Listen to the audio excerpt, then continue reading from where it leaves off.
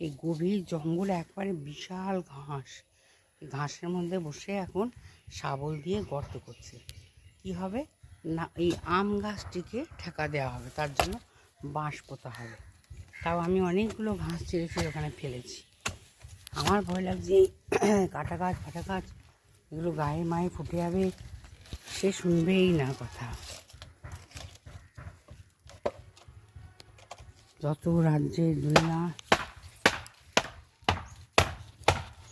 গাছের ঠেকা দেওয়ার জন্য এসব করছে। আর চারিদিকে জঙ্গল, জঙ্গল মানে একেবারে প্রচুর ঘাস হয়েছে। বর্ষাকাল হবে, এই সময় বৃষ্টি হচ্ছে, তাহলে হবেই। এগুলো কোনো মানে হয় এসব কাজ করার? আর আম গাছটা ছোটো, সেই জন্য আম গাছটাকে ঠিক। আর যে আসে আমাদের এই বড় বাগান টাগান পরিষ্কার করতে, সে এখন অনেক দিন আসেনি, তার হয়তো শরীর খারাপ, ওই জন্য আসেনি।